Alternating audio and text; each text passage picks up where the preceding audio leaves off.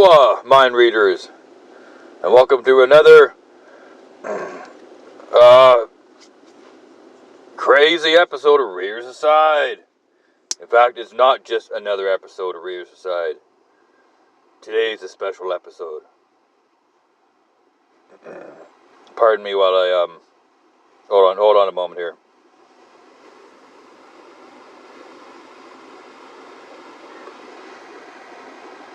Just gotta take a toot off the old chopping stick.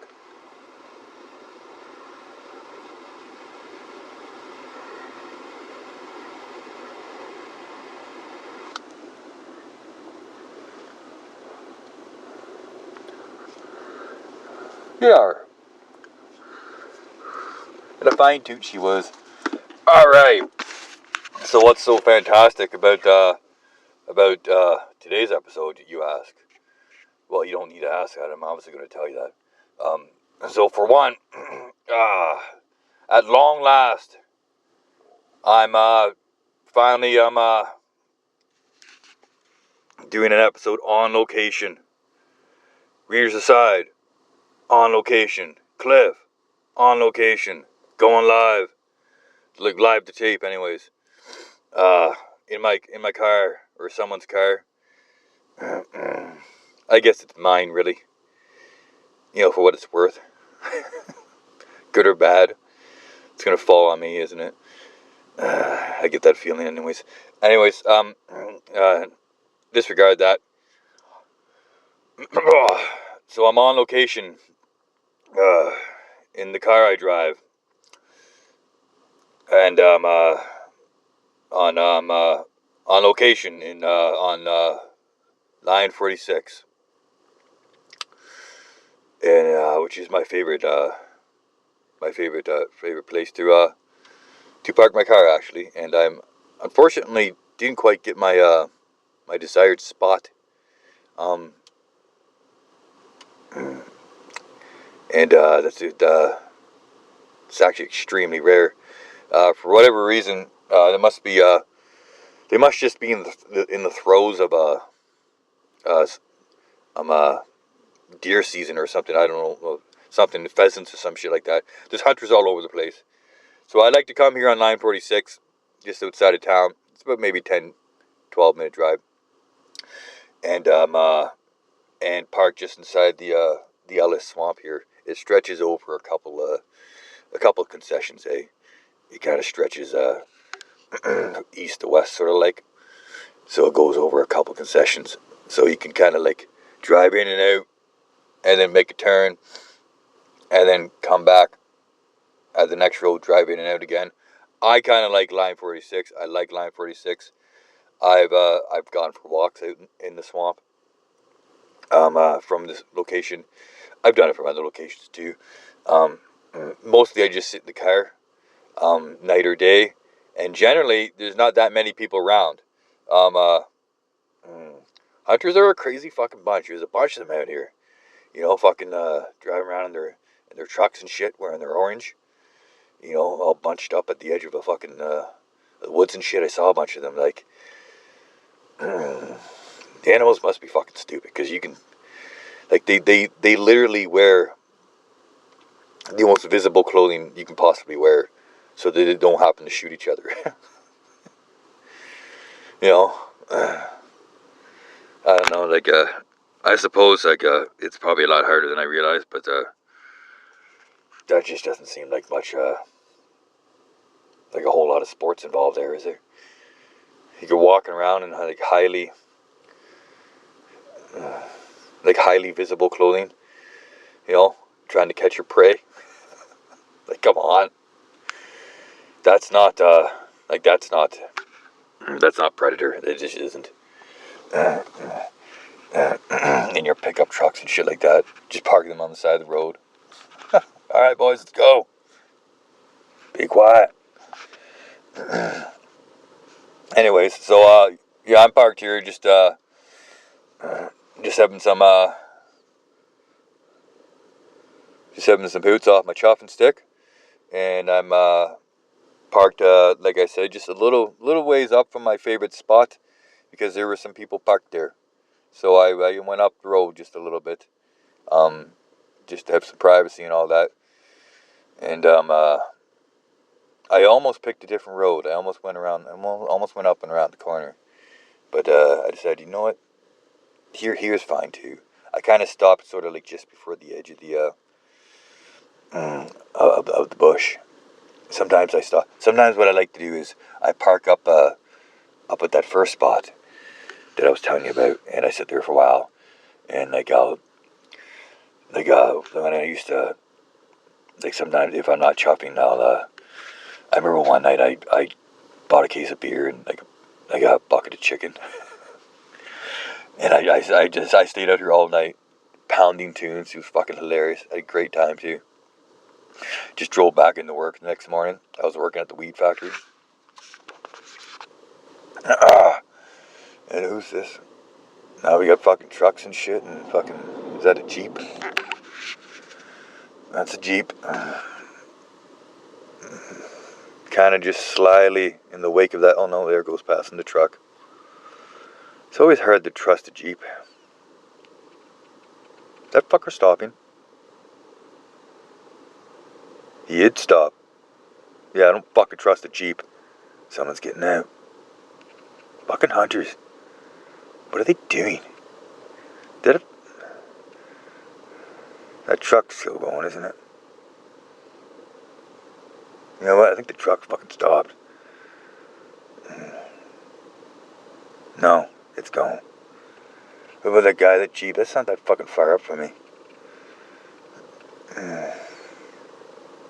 And he parked on the same road as me, or the same side of the road. While he came in, he came from a different way. That's weird. Now I'm watching him in my rear view mirror. He went around, he's at the back of the Jeep now. He's opening it up. He's getting some shit out. Probably his gun. He's probably getting his gun. Looks like he's taking his jacket off. He's probably going to put on his stupid orange shit.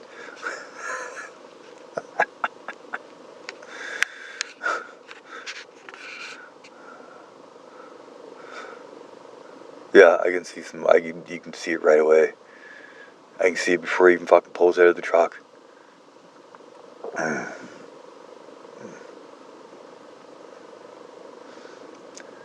Like, I suppose you do still have to be a good shot, don't you?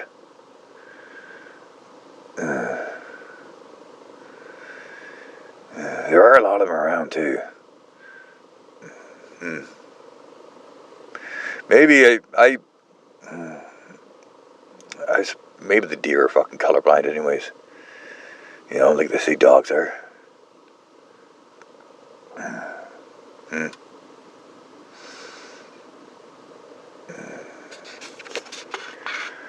Or they're just so goddamn stupid that they don't know what's up. You know what I mean? How could they really?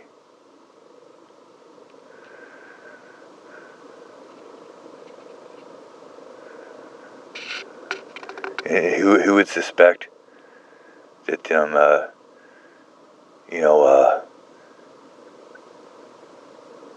most highly visible of the humans, those are the ones coming to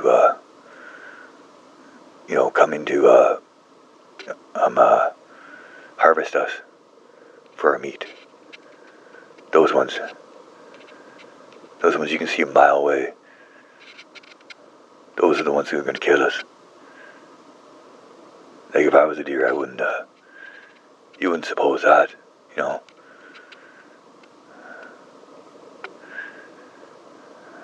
I guess they are pretty out of the loop, aren't they? Well, they live in the trees. Yeah. It's easy to forget how different that life must be. Like, apart from, like, not being a human and all that, and not having access to, like, the whole human curriculum of,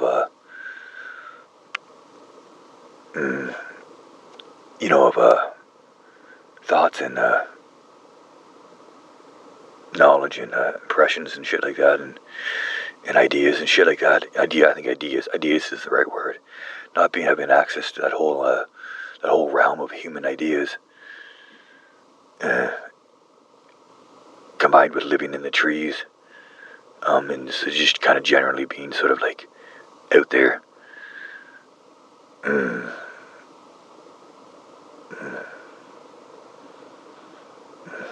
Also guns. Guns are something you wouldn't really expect either. Being a deer out there in the trees, because like, you know, like you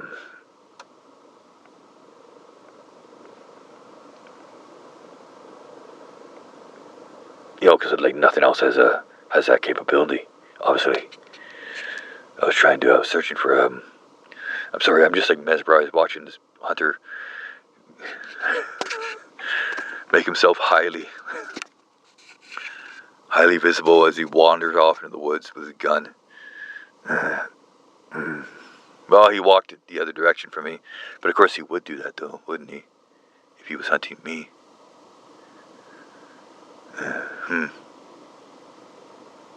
Why did he stop there? And he's by himself too. Normally they're in groups. The other ones were grouped up together. Yeah.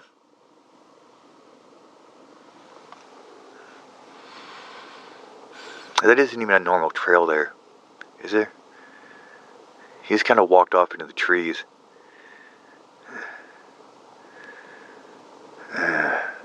You know what, I'm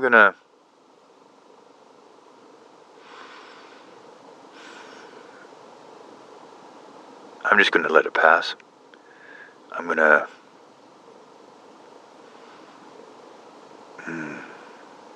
forget about it. I'm gonna get back to the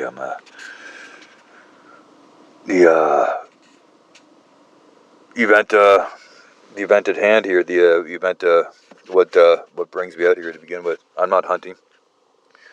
I'm doing a very special episode of Rears Aside on location, and it's not just so I'm going to set this down on my lap as I chop again. It's now been several minutes since I chopped, and my whole world became consumed with like watching that guy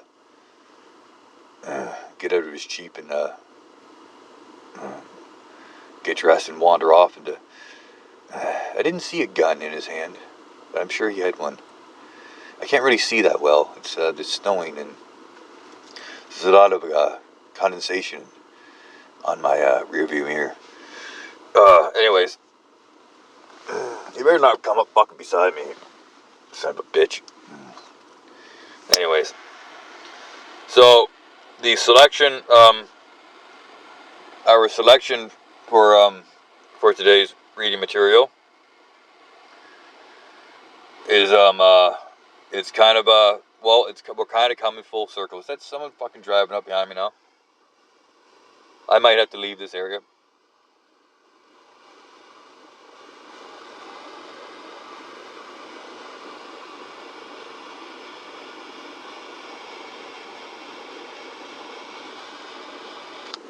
You know what? It might be the wiser idea. Sometimes you never know with these fucking hunters. They can be not only territorial, but prejudicial. I can imagine them being kind of like, getting kind of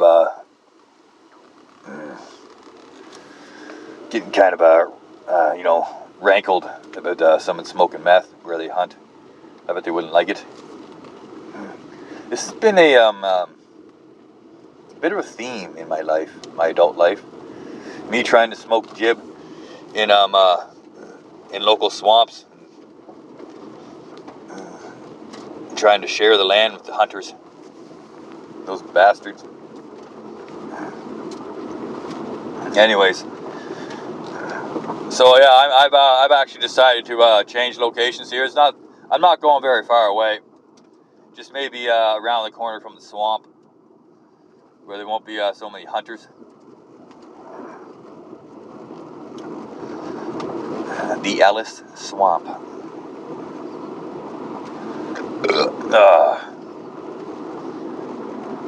That's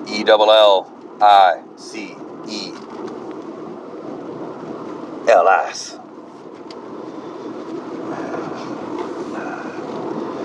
I'm sure it's just pronounced Ellis. I was trying to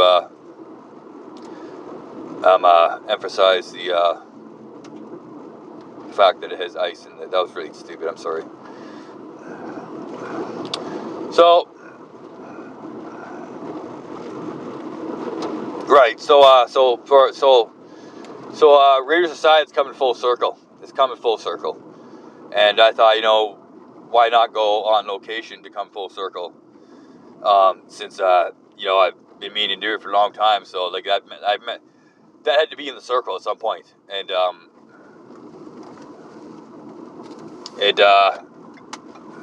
I would have suspected it would have been before now, but it wasn't. So I kind of got the feeling that like I'm coming full circle here with the reading material, and like I'm going to explain what all that means and why I'm being all mysterious. I'm not being mysterious. You just don't know what I'm talking about yet, so it just sounds like that. I'm coming full circle though. Like the whole concept. What's the word I use? Damn it. Ah, damn it. I love using that word too. The format is maturing and growing up and getting to know itself and getting to understand its roots and where it comes from. And today is a product of that maturity. And so I thought, well, we got to take her on location. Should have done it before now. Better late than never. On location. We're growing up. This is a coming of age episode of Readers Aside. Right, so I'll be reading from a volume I have here, a fairly large little volume here, The Essential Rudolf Steiner. Is this going? Okay, good. Well, I could probably stop it. Damn it, I went too far, didn't I? Let's just keep going here. The Essential Rudolf Steiner. I'll stop at some point and start reading.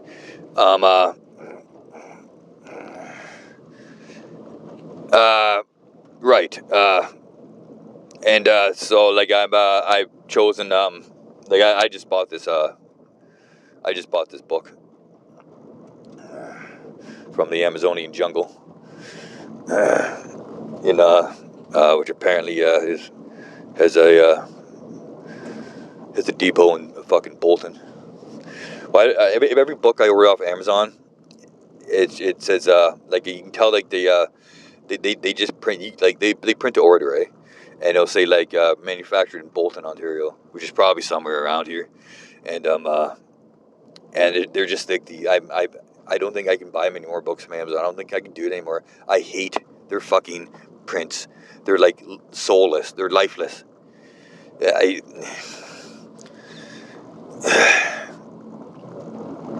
Yeah.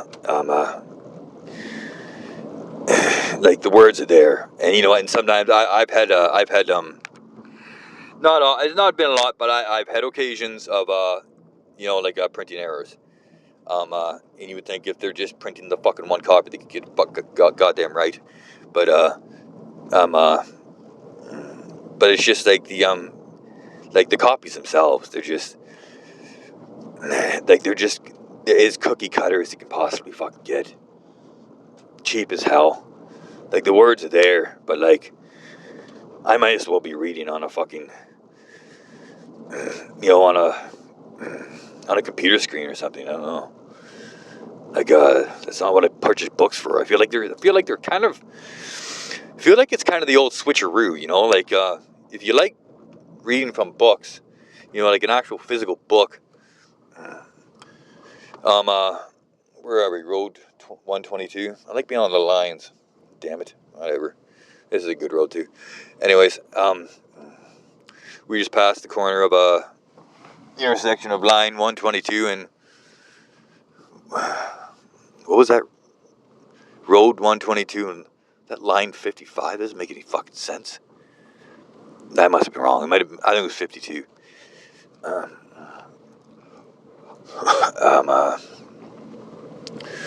know what? I gotta put this chip pipe down. I got people fucking driving the other direction here, kind of all over the place. And what was I just talking about? Damn it. All right. Right. I feel like it's the old switcheroo there, right? Because, like, you go on their website and you can order pretty much most books you can think of or know of, and they'll ship it to you. But like they're not real books anymore because they fucking make them now, and it's like they're just putting the computer screen on paper. It's got no like it's got no vitality and no soul to it. Like the book part of the book is gone, and it's just a print. I don't know, but whatever. Anyways, I got to get over that. And here we go. This is a good place. I'm gonna park here. I've parked here before. It's not a bad place to park. I spent many a hot afternoon here one summer.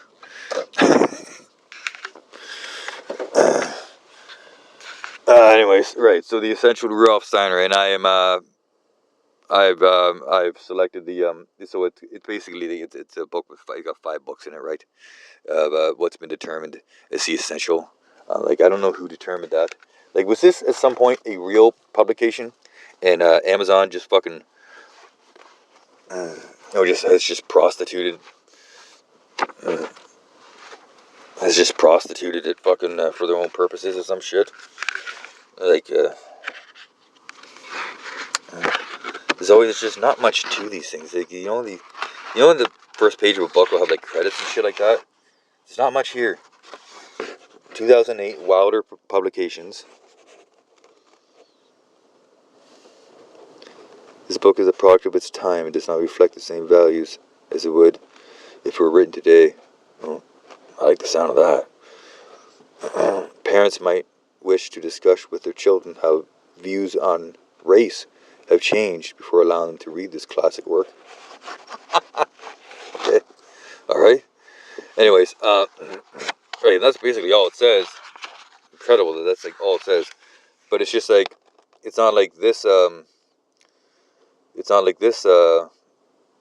edition with blah blah blah and shit like that. Like I just who or what is Wilder Publications, right? Because this book was printed, I'm sure, just fucking a couple weeks ago after I ordered it. Manufactured by Amazon.ca, Bolton, Ontario. That's on the back page. And there's a barcode underneath it. She just fucking stamped the fucking corporate reality into you. There's a book of a barcode and fucking inside of it. Is that normal? I don't think that's normal. Actually, books usually have barcodes. But on the cover, though, right? On the cover, not inside. Why would it need that? I already bought it. And so it's got 5 titles within it, just crammed in. There's no table of contents or nothing. The books are just crammed together. But anyways, is what it is. Like the book essentially is still there, and I'm reading it. And I started reading it maybe yesterday or the day before. I can't remember. Probably yesterday. So I've started reading the first title out of the selection, which is entitled Theosophy, an Introduction. A good place to start, I thought. I have read a couple things this guy has written before in the past, but they were like I can't even remember what it was. It was I had this book. It was like some weird fairy tale of the snake and the lady, and it was written by Goethe, whatever the fuck his name is again, Frederick Goethe. That dude that wrote that other book that was half good, Faust, where part 1 was good and part 2 was a different book entirely. So it was some fairy tale written by him, and then Rudolf Steiner had written like basically a treatise on the meaning of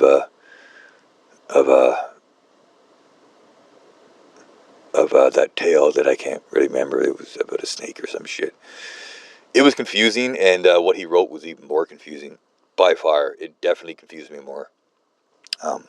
But this is more of like I'm getting into what I think what he was more better known for, perhaps, maybe, or is now, or I'm not getting around to the point, am I? Anyways, so a few years ago, I'd be listening to fucking different shit on YouTube, like different kinds of stuff and shit like that, and then other kinds of stuff would come up, this kind of weird stuff, and another guy talk about weird shit. There's different kinds of stuff, different kinds of dudes talking about weird shit, different types of knowledge and shit like that. And so eventually this Rudolf Steiner came up, and it's just the absolute weirdest fucking shit you've ever fucking heard. And there's this channel, I believe it's just called Rudolf Steiner, and it's just got videos and videos and videos of this one lone individual who has been, God bless his soul, like tirelessly and probably thanklessly recording all these different fucking books that this guy wrote, or like I think a lot of them were just lectures, and he is putting them down on audio, and like it's some of the weirdest content you can possibly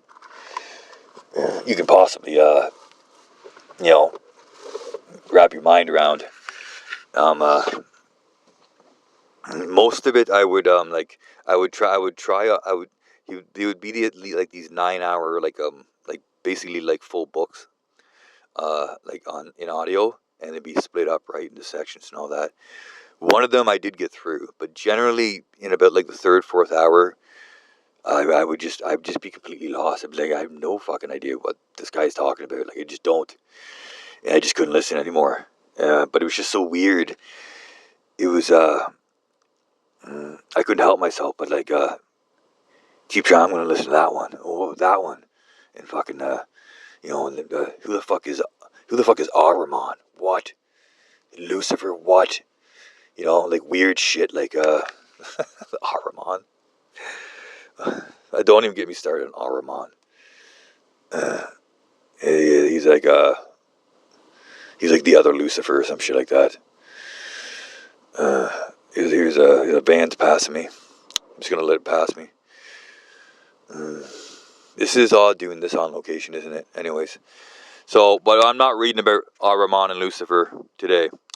I did buy that one too, but that's not the one I'm reading. I'm starting out with Theosophy, an introduction, and I've read a few pages in. It's about 100 pages long. These are fairly large pages with text just crammed in, seemingly with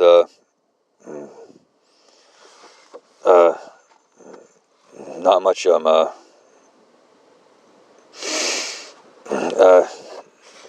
I'm just gonna not finish that sentence. I don't think it was going anywhere. All right. Well, so what have I even still got to the point? I haven't though. Okay, I haven't. So, Mr. Rudolf Steiner himself is not responsible for Reader's Aside. It's not him. It's that son of a bitch who's recording all his books. I would listen to him, and he would fuck. I'm giving away too much of the secrets, the secret sauce. Oh, I shouldn't have done this. You know what? I'm backing up. That's all I'm saying.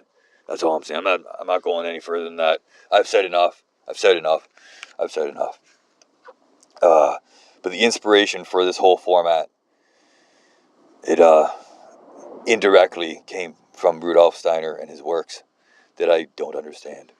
And time to read some more here. All right, so this is from Theosophy, an introduction. I am pretty much in like the first part, basically, about the essential nature of man. Yes, I'm guessing that's chapter 1.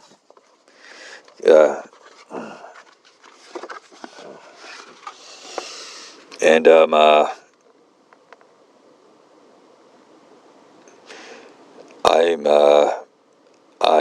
my bookmark is here at the section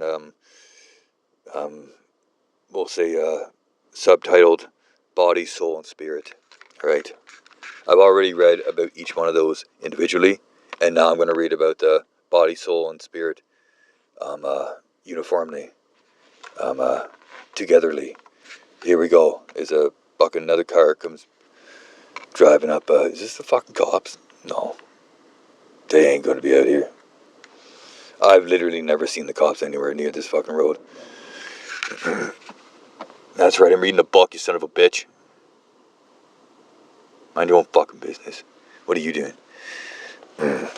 Alright, body, soul, and spirit.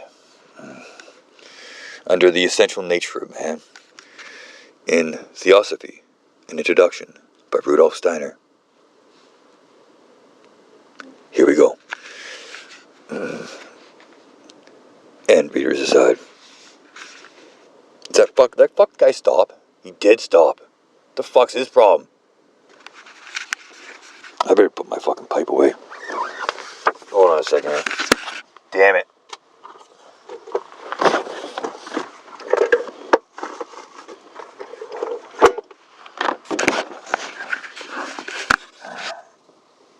Don't come any fuck closer, buddy. I'm lighting a cigarette. Fuck this, I'm continuing. Oh, good, he started going again. Why did he stop to begin with? What a cunt. You cunty motherfucker.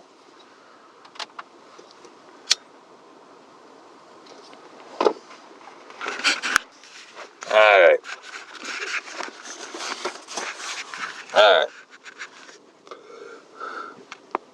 Body, soul, and spirit. Oh. Man can only come to a true understanding of himself when he grasps clearly the significance of thinking within his being. The brain is The brain is the bodily instrument of thinking. Rears aside. Duh. How's that for a fucking thought? And rears aside. The bodily instrument. A properly constructed eye serves us for seeing colors, and the suitably constructed brain serves us for thinking. Rears aside. Yeah, this is how this guy talks. It takes a while. He really needs to kind of like you know what? End readers aside. The whole body of man is so formed that it receives its crown in the physical organ of the spirit, the brain. What? Pardon me. Readers aside. Yeah, so I'm gonna. I'm This is the whole format right here. Exactly what's happening right now. I'm actually reliving it. Holy shit! This is full circle. So I'm just gonna read that last I can't believe I'm doing this. I'm just gonna read that last sentence over again. I just didn't quite get that.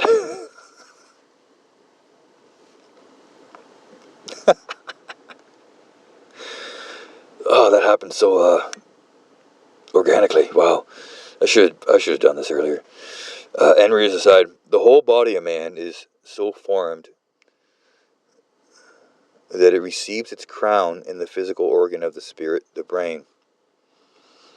The construction of the human brain can only be understood by considering it in relation to its task, that of being the bodily basis for the thinking spirit. Readers aside, I think I even sound like the guy. Whoa, wrong button. I'm trying to hash my cigarette here. I gotta turn the heat off too. You know what? I might just turn the car off for a bit.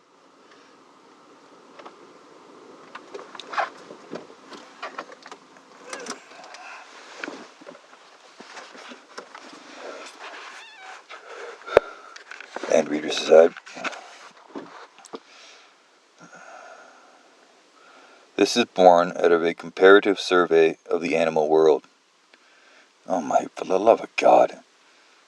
Another person just parked up the road from me. Hunters. Figures. nice orange fucking hoodie. Showing underneath their camo fucking... Why do they even wear those camo jackets? They're taking them off, aren't they? To go hunt. That doesn't really make any sense, does it? Do they put the camo back on? Maybe when they're in their blind? Is it just when they're walking around proudly they need the orange? I don't fucking know. Couple of orange doofuses here, just up the road from me. And readers aside. This is among the amphibians. The brain is small in comparison with the spinal cord. In mammals, it is proportionately larger. This guy's so weird. In man, it is largest in comparison with the rest of the body. There are many prejudices prevalent regarding such statements about thinking as are presented here. For your side, I bet, buddy, I bet. Yeah, he's very defensive. That's something that comes across right from the beginning, right through his introduction. He's very defensive about his ideas. Although he's trying to, maybe defensive isn't the right word.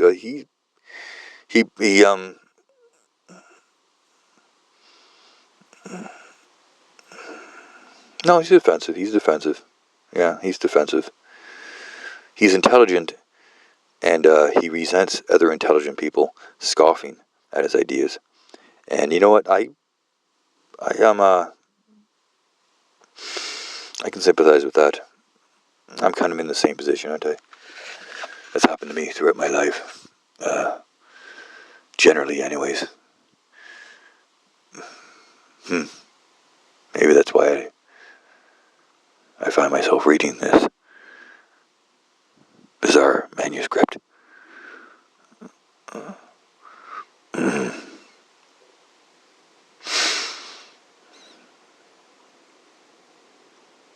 And readers aside, there are many prejudices prevalent regarding such statements about thinking as are presented here. Many people are inclined to undervalue thinking and to place higher value on the warm life of feeling or emotion. Some even say it is not by sober thinking, but by warmth of feeling and the immediate power of the emotions that we raise ourselves to higher knowledge. People who talk in this way are afraid they will blunt the feelings by clear thinking. This certainly does not result from ordinary thinking that refers only to matters of utility. In the case of thoughts that lead to higher regions of existence, what happens is just the opposite. There is no feeling and no enthusiasm to be compared with the sentiments of warmth, beauty, and exaltation that are enkindled through the pure, crystal clear thoughts that refer to the higher worlds. The highest feelings are, as a matter of fact, not those that come of themselves, but those that are achieved by energetic and persevering thinking. Rears aside, just like that, the hunters are gone. Fuck, they do disappear in the woods like that, eh? You look up one moment, they're gone. Orange vest and all. Fuck them.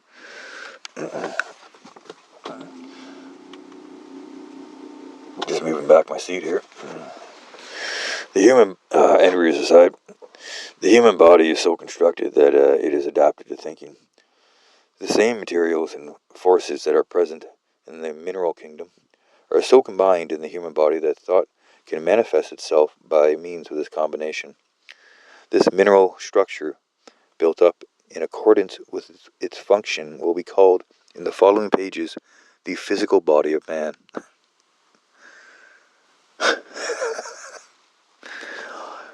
Organized with reference to the brain as its central point, this mineral structure comes into existence by propagation and reaches its fully developed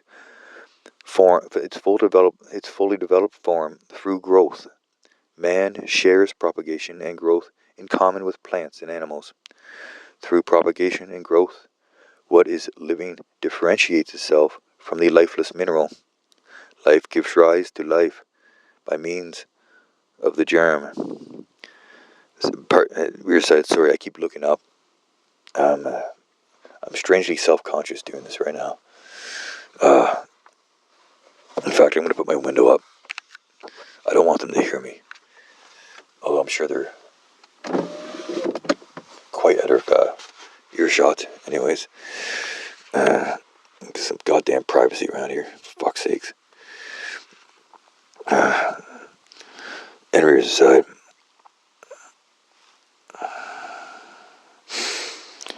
Descendant follows forefather from one living generation to another. The forces through which a mineral originates are directed upon the substances of which it is composed.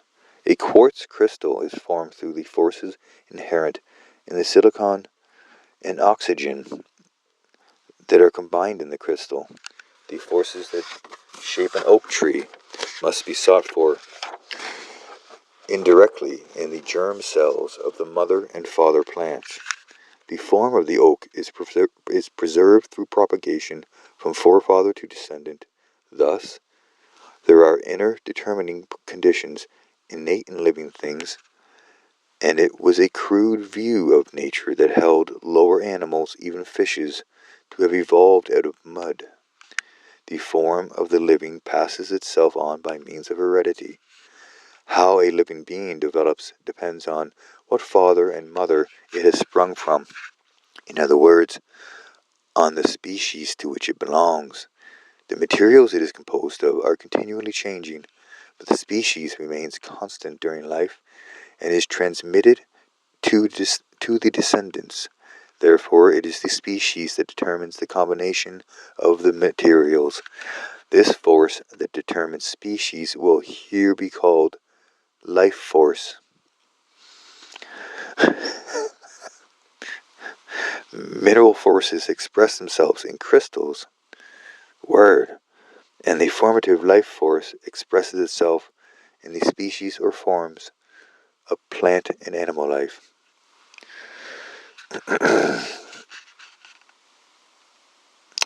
The mineral forces are perceived by man by means of his bodily senses. By means of his bodily senses, reader's side, and also his pipe, and reader's side, and he can only perceive things for which he has such senses. Without the eye, there is no perception of light. Without the ear, there is no perception of sound. Without the lung, there is no inhalation of the chuff. The lower organisms have only one of the senses belonging to man, a kind of sense of touch. These organisms have no awareness of the world perceptible to man, with the exception of those mineral forces that they perceive by the sense of touch. In proportion to the development of the other senses in the higher animals, does their surrounding world, which man also perceives, become richer and more varied.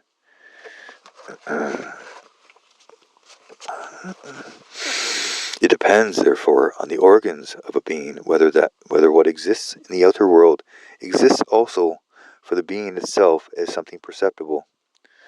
What is present in the air is a certain... Oh, we got a fucking train of fucking... Oh my god, is that a school bus?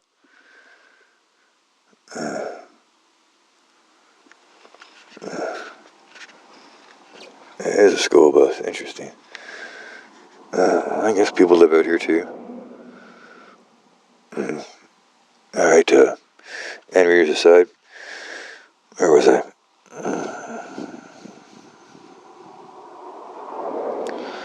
What is present in the air as a certain motion becomes in man the sensation of hearing. Man, however, does not perceive the manifestations of the life force through the ordinary senses. He sees the colors of the plants. He smells their perfume. He inhales their intoxicating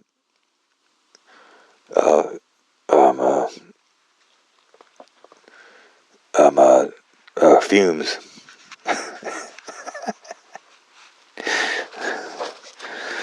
Sorry. I added that, obviously. He inhales their intoxicating clouds of chuff. from the pipe. Fuck, there's people all over the goddamn place. Sorry. The life force, however, remains hidden from this form of observation.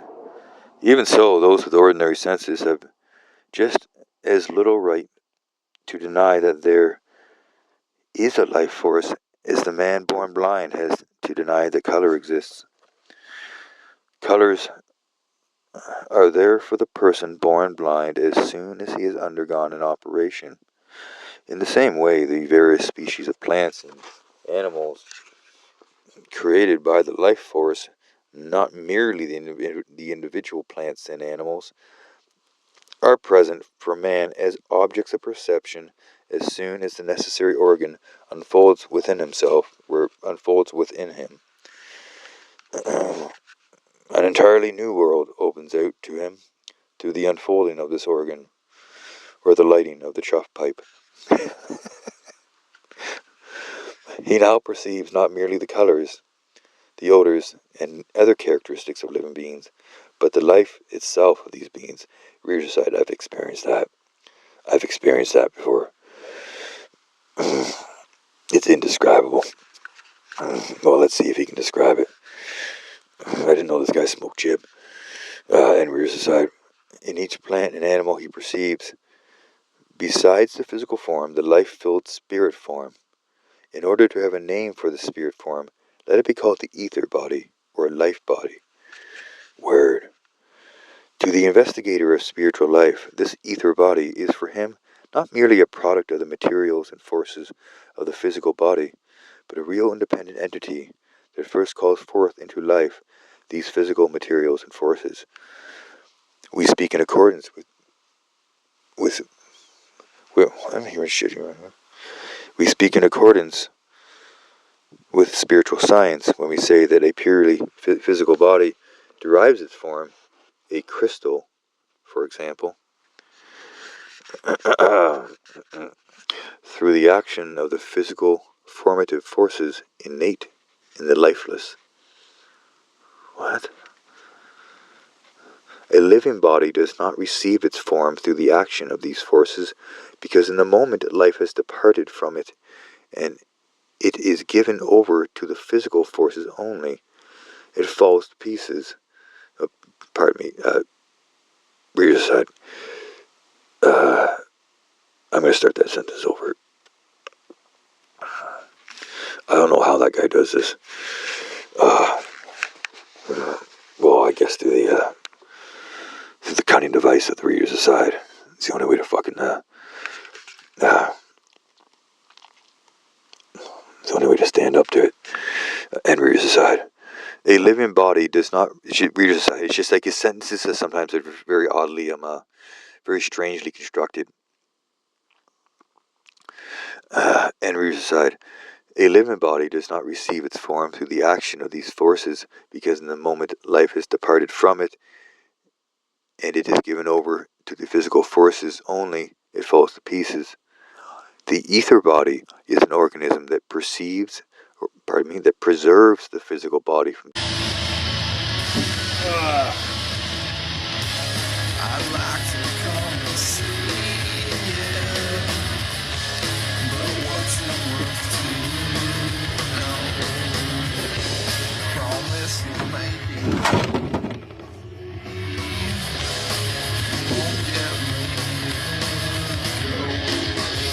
I've been around so long, it's hard to pull it back, but I'm on it, and I want it, and you flaunt it, and it waits, and it sinks, and it breaks, gone away. Of the physicist. We should regard it simply as a name for what is described here. The structure of the physical body of the human being is a kind of reflection of its purpose, and this is also the case with the human etheric body. It can be understood only when it is considered in relation to the thinking spirit. The human etheric body differs from that of plants and animals. Reader aside, I swear to God I've listened to this one. I'm almost positive I've listened to this one before. I've become the guy. I've become that guy. This is so weird. I didn't know coming full circle would feel so, uh,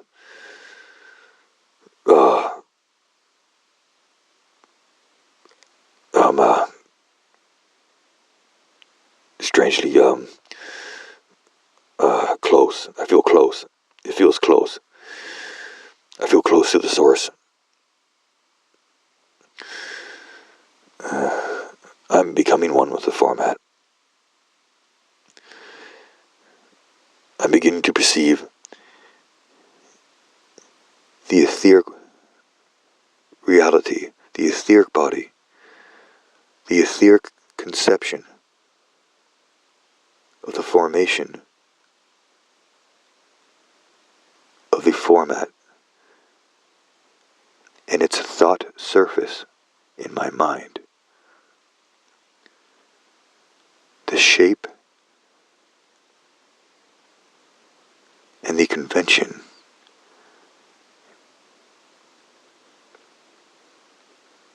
ideally formatted.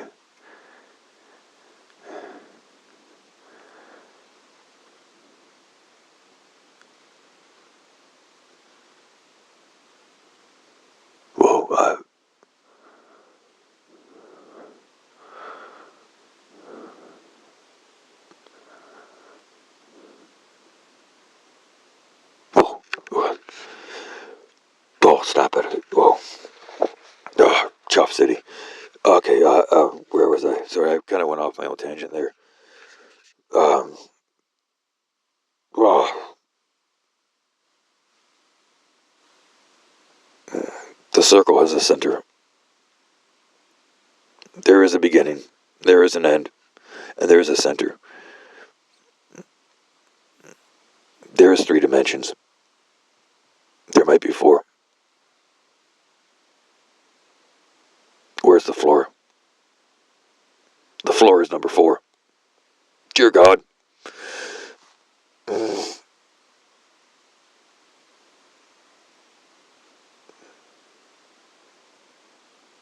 Okay,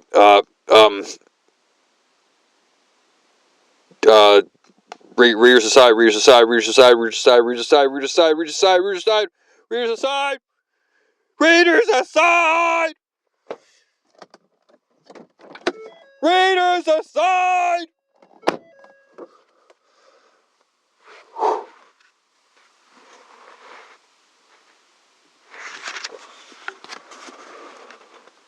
Whoa, okay, and rears aside.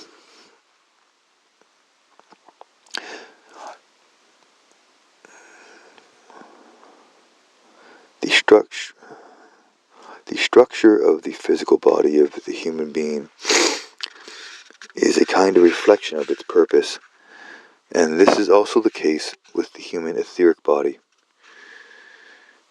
It can be understood only when it is considered in relation to the thinking spirit.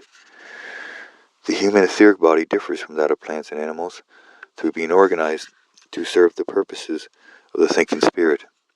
Man belongs to the mineral world through his physical body, and he belongs through this etheric body to the life world. After death, the physical body dissolves into the mineral world, and the ether body into the life world. By the word body is meant whatever gives a being shape or form. The term body must not be confused with a bodily form perceptible to the physical senses. Used in the sense implied in this book, the term body can also be applied to such forms as soul and spirit may assume. Readers aside.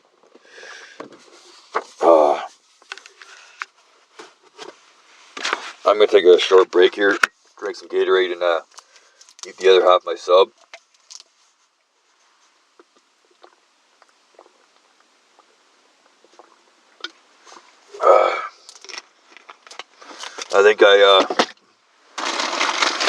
I think I survived some kind of trial there, some sort of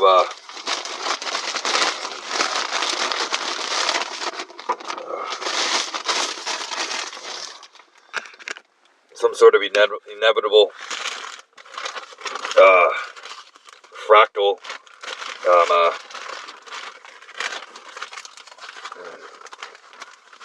dispensation of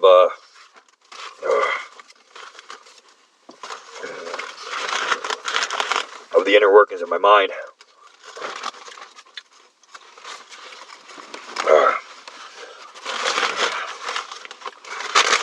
I can't properly divide my words into the intended meanings. Oh yeah. Oh damn, that's a good stuff. I can translate that.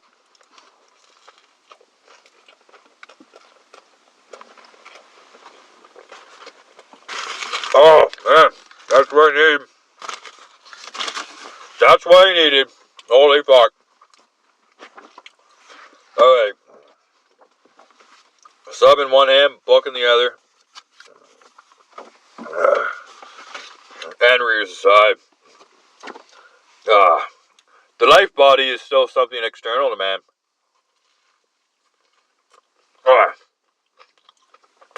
With the first stirrings of sensation, the inner self responds to stimuli of the other world. Outer world. You may search forever in what is called the outer world, but you will be unable to find sensation in it. Rays of light stream into the eye, penetrating it until they reach the retina.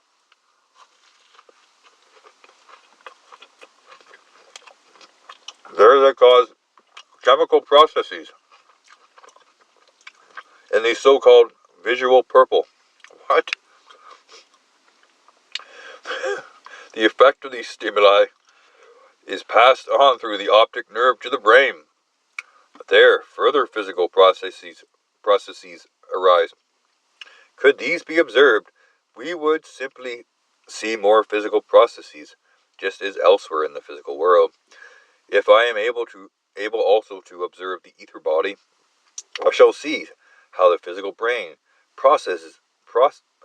shall see how the physical brain process is at the same time a life process.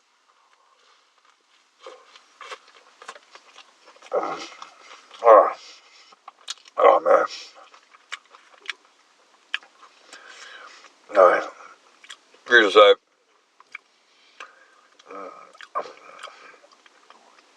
I wonder if these guys are out there hunting turkeys or some shit, eh? They sure just want to miss a sub like me.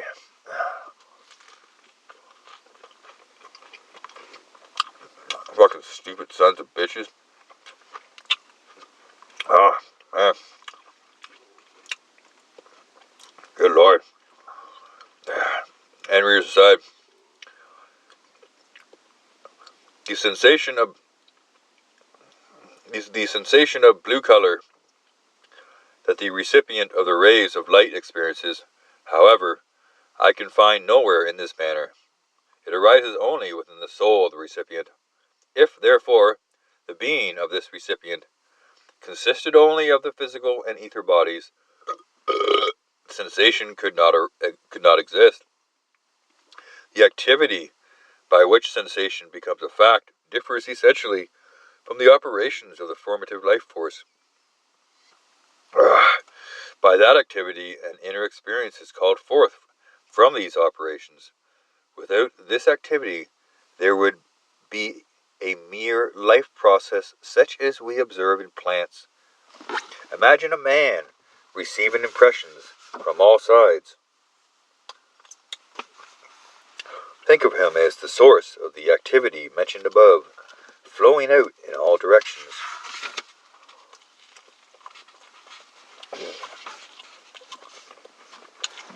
In all directions from which he is receiving these impressions. In all directions, sensations arise in response to the stimuli. This fountain of activity is to be called the sentient soul. This sentient soul is just as real as the physical body. If a man stands before me, and I disregard his sentient soul by thinking of him as merely a physical body, it is exactly as if, instead of a painting, I were to call up in memory merely the canvas.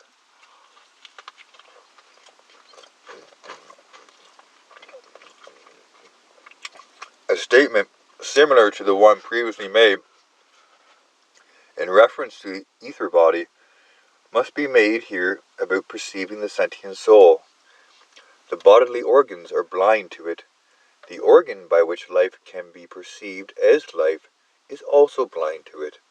The ether body is seen by means of this organ, and so through a still higher organ, the inner world of sensation can become a special kind of supersensible perception. Then a man not only senses the impressions of the physical and life world, but he beholds the sensations themselves. The sensation world of another being is spread out before a man with such an organ like an external reality. One must distinguish between experiencing one's own sensation world and looking at the sensation world of another person. Every man, of course, can see into his own sensation world. Only the seer, only the seer with the open spiritual eye can see the sensation world of another. Unless a man is a seer, he knows the world of sensation only as an inner one, only as the peculiar hidden experiences of his own soul. With the open spiritual eye there shines out before the outward-turned spiritual gaze what otherwise lives only in the inner nature of another being. Here's a side. If you fucking say so, man. Like, what is he really saying here? That he can perceive, like he can perceive other people's sense experiences, or I don't fucking know. Let's just read on. And here's a side. In order to prevent misunderstanding, it may be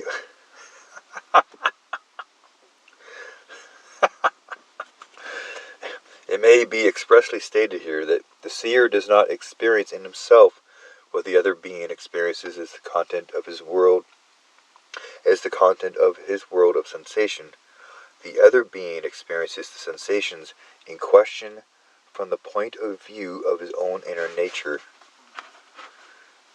The seer, however, becomes aware of a manifestation or expression of the sentient world. Oh, the sentient soul's activity depends entirely on the ether body. The sentient soul draws from the ether body what it in turn causes to gleam forth as sensation. Since the ether body is life within the physical body, the sentient soul is also directly dependent on the physical body. Only with correctly functioning and well-constructed eyes are correct color sensations possible. It is in this way that the nature of the body affects the sentient soul, and it is thus determined and limited in its activity by the body.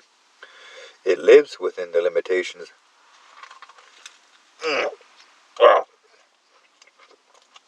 fixed for it by the nature of the body. The body, accordingly, is built up of mineral substances, is vitalized by the ether body, and itself limits the sentient soul. Brush myself off here. A man, therefore, who has the organ mentioned above for seeing the sentient soul, sees it limited by the body. But its limits do not coincide with those of the physical body. This soul extends somewhat beyond the physical body and proves itself to be greater. Let's see if I can pick this up now again. Proves itself to be greater than the physical body.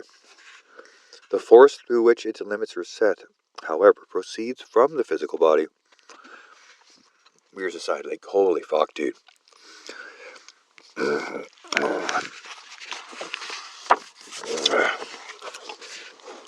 I feel like he's actually doing his best to really explain everything here, but just kind of feel like it all goes around in a very neat little circle that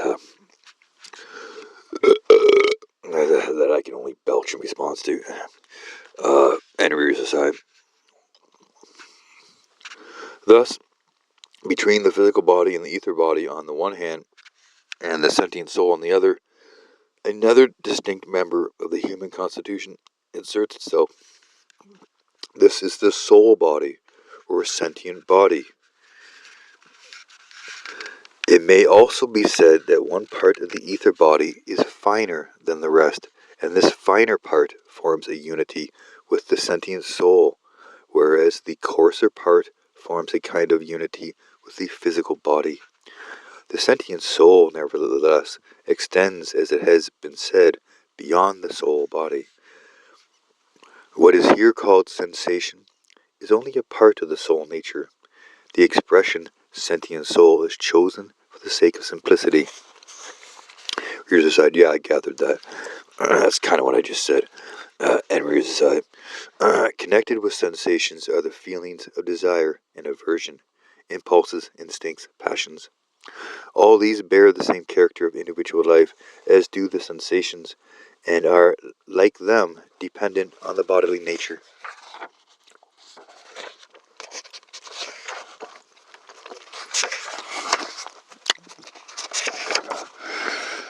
This goes on for several more pages here before there's any kind of break.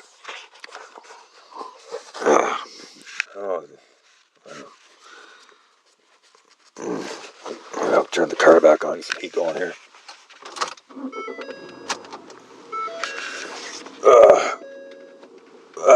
I can read on some more. It all kind of sounds the same after a certain fucking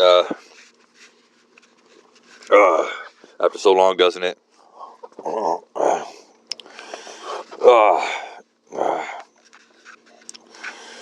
Anyways aside, the sentient soul enters into mutual action and reaction with the body, and also with thinking, with the spirit. In the first place, thinking serves the sentient soul. Man forms thoughts about his sensations and thus enlightens himself regarding the outside world. The child that has burnt itself thinks it over and reaches the thought, fire burns.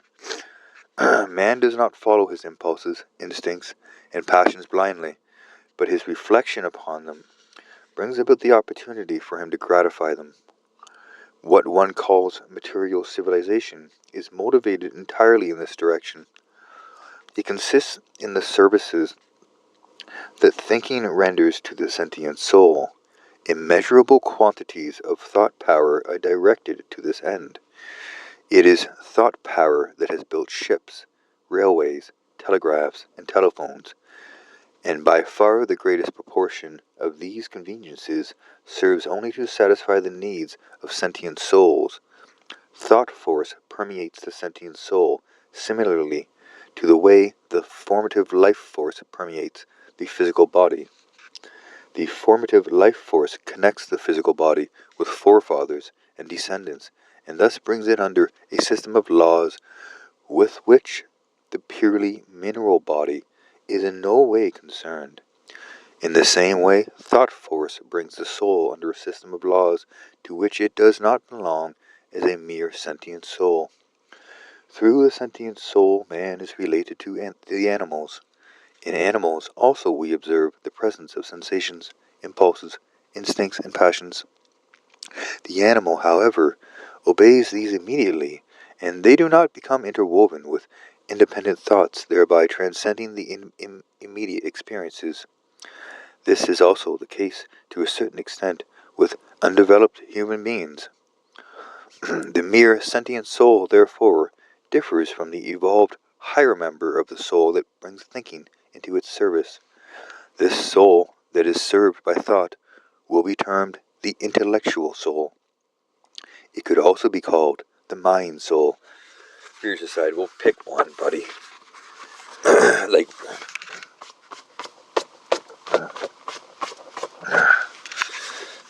It's one or the other. You don't get both.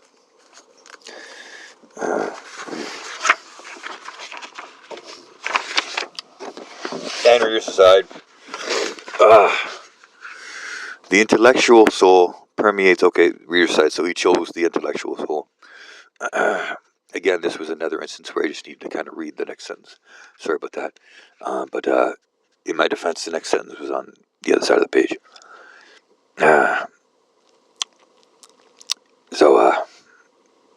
And readers aside, the one who possesses the organ for seeing the soul sees the intellectual soul as a separate entity in contrast to the mere sentient soul. Wow. Just incredible. By thinking the human being is led above and beyond his own personal life, he acquires something that extends beyond his soul. He comes to take for granted his conviction that the laws of thought are in conformity with the laws of the universe. And he feels at home in the universe because this conformity exists. This conformity is one of the weighty facts through which he learns to know his own nature. He searches for his soul. He searches in his soul for truth. And through this truth, it is not only the soul that speaks, but also the things of the world.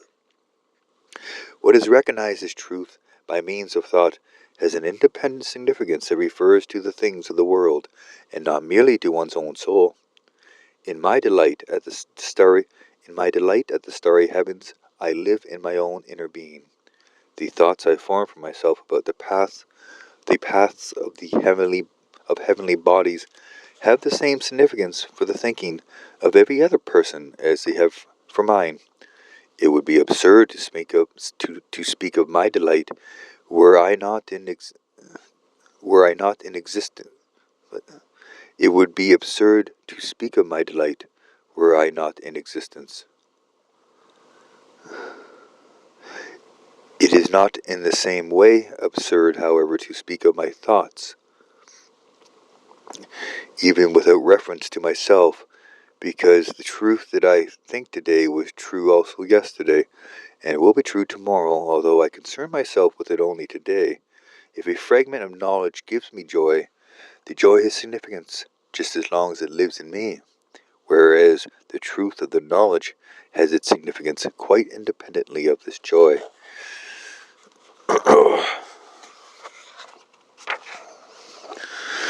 Reader's aside, this guy had to be the most boring, interesting person that has ever lived. Just I bet he talked just like this too, right to your face, deadpan, right to your face. The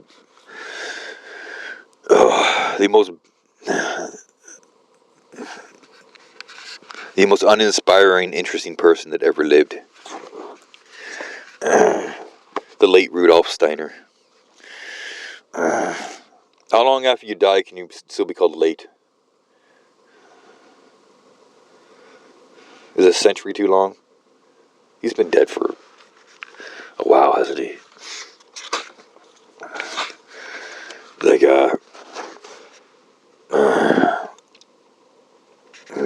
I believe this, this writing is about that old, 100 years, something like that. I think this actually comes from one of his lectures. I think most of the books you can buy of this guy's, that are credited to this guy, this Steiner fellow are actually his lectures. He used to give a lot of lectures and shit like that. I can only imagine. Imagine sitting through one of his fucking lectures. He probably didn't even have a fucking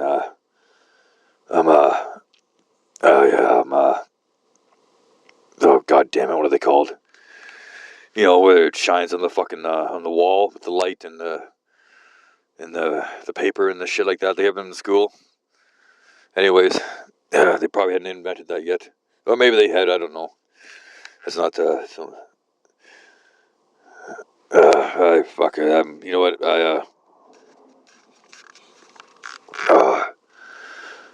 I think I'm tapping out. I think I'm done well. And I'm gonna turn the heat back on here and maybe have a cigarette and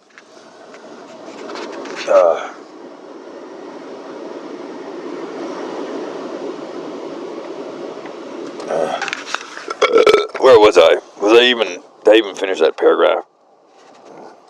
I did. Let's go a few more sentences here. What difference could it make? And here's the side. By grasping the truth, the soul connects itself with something that carries its value in itself. This value does not vanish with the feeling in the soul any more than it arose with it. What is really truth neither arises nor passes away. How many fucking ways can you say that, man? Like, okay, and rear side. I feel like he just kind of says the same thing in like 3 sentences over and over again all the time. Like, I get that, man. I get that. You just finished the last fucking paragraph saying that, basically. I feel like I just keep getting sucked into another paragraph. And rears aside.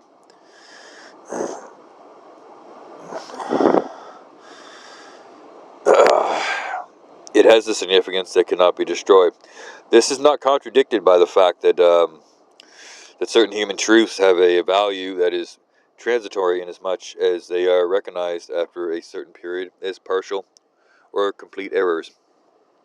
Man must say to himself that truth, after all, exists in itself, although his conceptions are only transient forms of manifestation of the eternal truth. Even someone who says, like Lessing, at rear side, that's Lessing. I'm unaware of the man.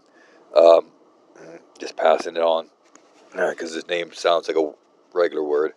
And rear side, even someone who says, like Lessing, fuck, sorry, I got a cold here. Like Lessing, that he contents himself with the eternal striving for truth, because the full, pure truth can only exist for a God, does not deny the eternity of truth, but establishes it by such an utterance. Wow. Only what has an eternal significance in itself can call forth an eternal striving for it. Were truth not in itself independent, if it acquired its value and significance through the feelings of the human soul, it could not be the one unique goal for all mankind. Okay, by the very fact of our striving for truth, we concede its independent being. All right, rear side, I'm done. I'm done. I'm done.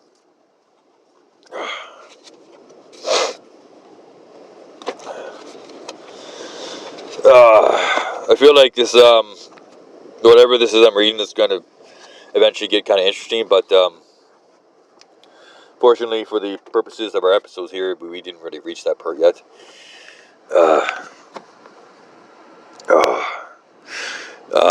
But oh well, like, I'll read it eventually, so, you know what I mean?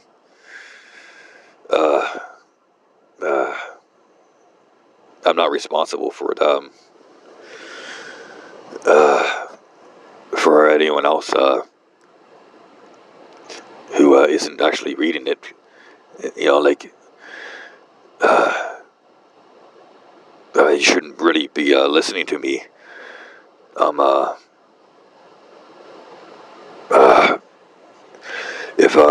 if you're interested, actually, like, there's actually a whole channel devoted to, people who don't want to read this bullshit, and just want to listen to it. In reality, I'm just the, I guess this is the truth here, isn't it? I'm the, oh my god, I can't even think the fucking word. My nose is so plugged up, it's fucking, I can't think of anything else.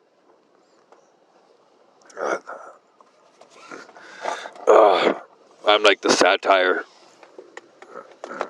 I'm the, oh my god, it starts with an S. There's a word that starts with S. I'm like the non-serious version of the real thing. Very close to the word satire, but not quite right. Fuck, it's just fucking people driving by all over the place here.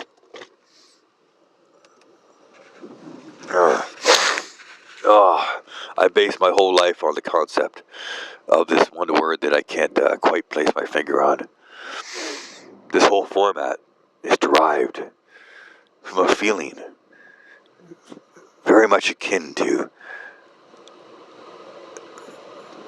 in fact, identical with the meaning to this word that at this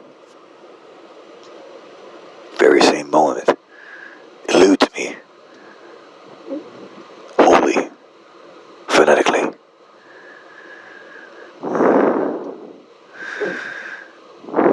Until I move on. Alright, but that's all not quite true anyways, right? So, like, cause my format is actually, oh man, I got big fucking, like, it's like there's a big clump of snot, like, right behind my nose. Oh, it's not going down, and it's not going up.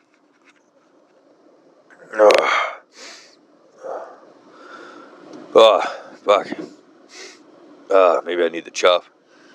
Right, so, little peek behind the curtain here, and, a little bit of the Emperor Has No Clothing, and that's where it all comes from, basically. If I dropped enough hints and you picked up enough clues to figure out what the hell I've been talking about in all this business with Rudy Steiner and his bizarre his bizarre lectures and printed volumes of said lectures and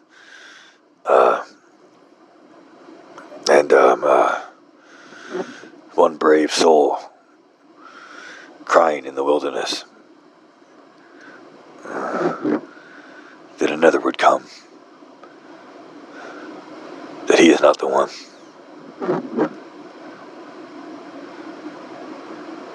that there will be another.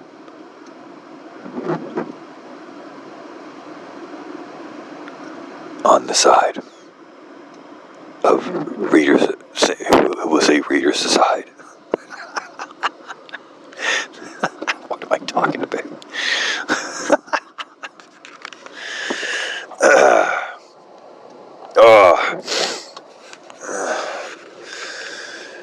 Readers aside was my idea, and it's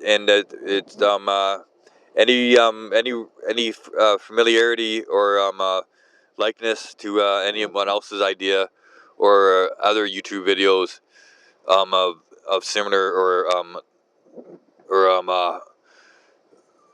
or identical content. It could not be identical. That's not even fucking possible. It's all coincidence, and especially especially this episode actually, and especially everything that just happened on location here on Road 122. And also previously on line 46. And we would like to thank the audience and the listener and the mind reader who is why do I say that?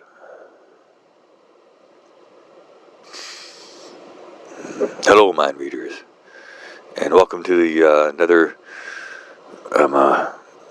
flabbergasted end of another episode here, and I'm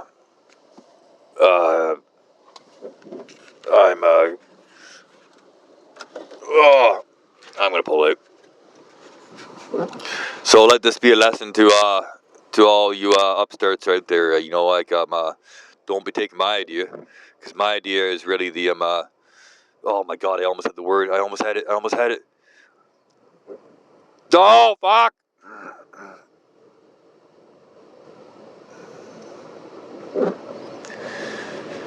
My idea is the idea that makes use of the other idea for a different purpose, and that purpose is for entertainment purposes only, or for educational purposes actually too, as I think I've noted before in detailed in details. For if it's the details one must follow, then for educational purposes, one can be applied and so forth in like manner. But if it is for entertainment purposes only, then that for which is of fair use can be made into a type of showmanship of a game and forth and end type things, and saying words of a nature can be seen flippantly and caught in the sides of spiraling towards in things, and that is called end time. Now go fight a box, say la cosa sabada. So se le casa madahada. So le se las mele sabaha. Hoshelaka. Oh no. Oh. Shono.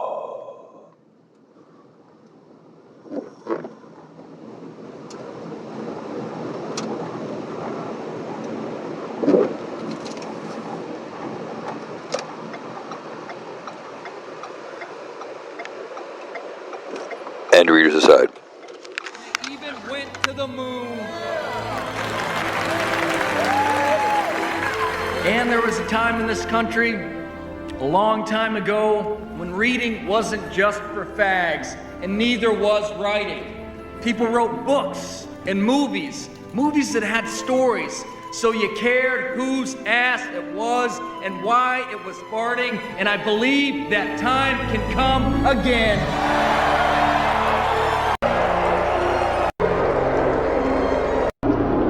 Fuck yeah,